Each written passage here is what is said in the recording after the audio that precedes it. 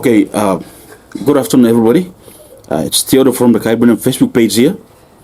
Okay, I just want to share a personal thought and observation that I've been holding for quite some time.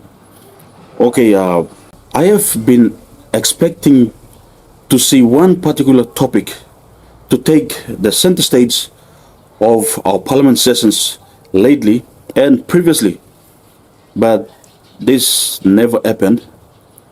And according to my own observations and according to my own, my thoughts, I just want to share with you guys here. Okay, this issue or this topic that I was expecting it to take the center stage is the topic of making Papua New Guinea become the food hub or the food basket of the Asia Pacific. Okay, just yesterday night, I was going through my Facebook page, and then on the news feed, I saw this news about the minister, our minister, good minister, Honorable Richard Maru, in Singapore, trying to strike a deal between an investor who are going to come in to help develop our rice field here in Papua New Guinea. So talking about rice, look at it. Australia has been fooling us for 100 years. We have been fooled by Australia for 100 years doing experiment to plant a grass. Rice is a grass. Wheat is a grass. Papua New Guinea is a tropical country. Everything, so long as it is a seed, when you throw out of the door, throw out into the field, it grows. And then to make research or experiment for 100 years, that is 100 years of being fooled. Okay, now that we've seen, our people have witnessed themselves, like in Rigo, in Sipik, here in Makam, even in the highlands, they've produced rice. They've produced rice and they've consumed the rice that they've been producing on small scale. Now this has made all these researches and experiment that has been taking 100 years. It has made all this thing become a laughing stock. It is a complete joke, a laughing stock. But anyway, they've been doing research for 100 years, and Papua New Guinea, we've been spending 900 million annually to import rice. Okay, coming back to this topic of making PNG become the food hub or the food basket. If you look at the main food that we've been importing, that's rice. And if it is rice, then that means by all means we have to take a bold step to start cut down on this. And one way of cutting down on this massive amount, 900 million, that is as per the post I saw yesterday about Honorable Richard Maru and the team that is trying to engage. 900 million is a huge money. So coming back to making Papua New Guinea becoming the food hub or the food basket, under this topic, let us look at rice. Just for example, that's what I've been observing and what I've been thinking, like personally. Coming back to rice production, the main problem that we're going to have is land. Almost the entire land in Papua New Guinea is owned by, customary landowners. So just a very, very, minute fraction of the land is owned by the state.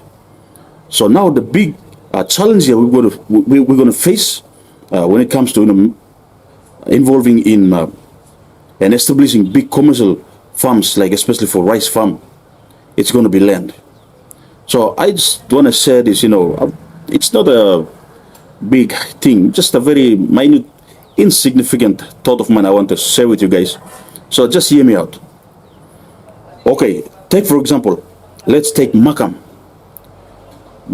Valley. Let's take Makam Valley for example. Okay, let's farm the entire Makam Valley. just rice. Okay, now are we going to free up the land to make it available for this farm? The greatest asset that the people of Papua New Guinea own is their land, and to have it registered and give it back to the state. This they will never allow it. They will never allow it. So now, one thing now that we're gonna look is through ILG, Incorporated Land Group. Okay, like Incorporated Land Group, it's owned by a community or clan. So all the statistics of the populations, like for example in Makam, we can gather the statistics from the National Statistics Office, and then the National Statistics Office can be able to say, okay, this Makam district has this number of people, population there. So now the government can help and fund the people to do ILG, fund the Lands Department, National Lands Department. The National Lands Department will channel it down to the Provincial Lands Department. They take it all the way to the district level, and then with the statistics or the figure that the National Statistics Office produced of the populations of that specific area, the government can already make budget and channel the funds and the monies there into the district. And then the district help these people to make their NID, fund the entire process of NID, expedite the process, do the NID, and then you do their ILG. Get the National Statistics Office involved, get the lands people involved, get the surveyors involved, the national lands. Get them there. The land officers, the surveyors, go there to that village, do a proper social mapping, map out the area, survey the area. The government step in, help, finance them. So they survey, get the survey ready, registered, get the ILG certificate processed, and then now we bring in the investor. Okay, the investor comes in with their plan of how to do farming and all this. Get the people in the agriculture department and office involved. The National Agriculture Department through NARI, get down to the provincial level and to the district level. And now you look, okay, say for a specific clan in Makam, say Orogonats, where I am. This clan, say for example Orogonats, we will appoint at least 2 leaders, a male and a female, who will be able to go get trainings, come back and then train our people how to farm rice. Okay, the company or the investor who wants to invest and develop this land into rice farm must come in collaboration with NARI and the National Agriculture Department down to the provincial level and then the district level. They bring their plan and then they facilitate trainings. So now each clan or tribe in the entire Makam district will send in their 2 trainers. So the NARI, in collaboration with that investor, will train the trainers. And this must all be done after the ILZ is already in place.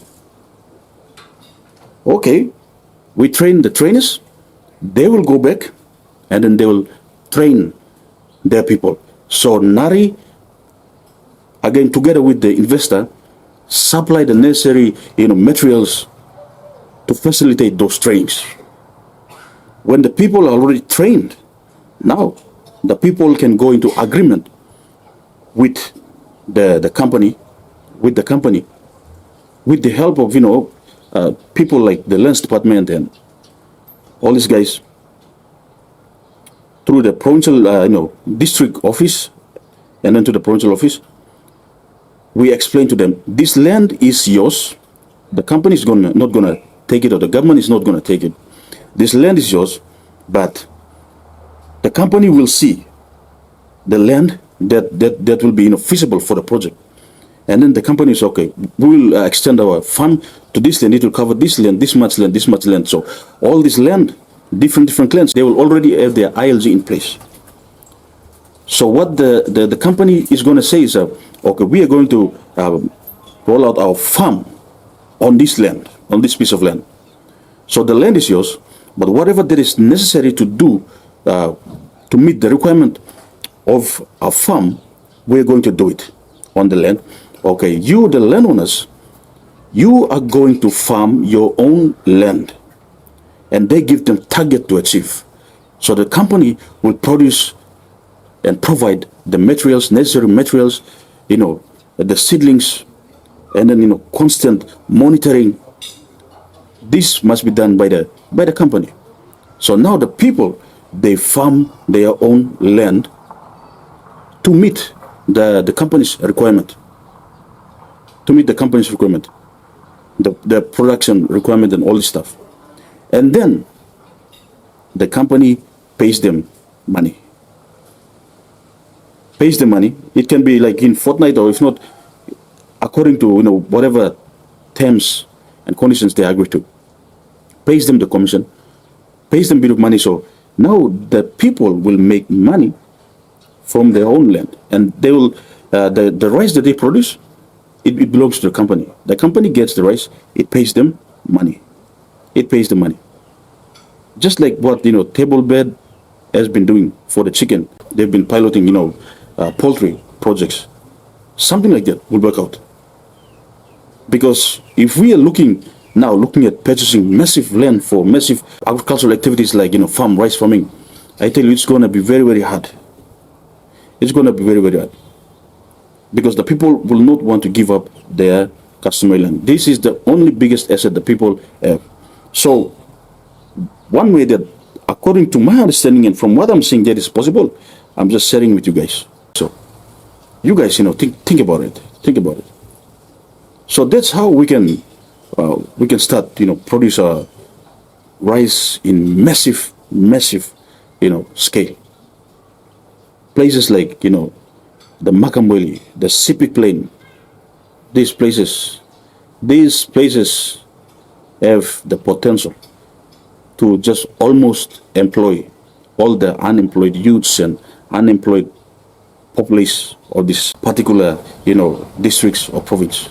We just need to, think out of the box and think of, better ways to involve these people and make the land available for such, massive agricultural activities. That is just my thought. So whatever you are thinking, you can share in the comment section. This Papua New Guinea, it's a beautiful country, it's heaven on earth, it's the Garden of Eden. All we need right now is the change of mindset of the people, starting from the baby in the village all the way to the country stock post, which is the Prime Minister's office. If we all change our mindset for the better, this country will change positively in a very short period of time. I am Theodore from the Caribbean Facebook page. I am out. Peace, guys.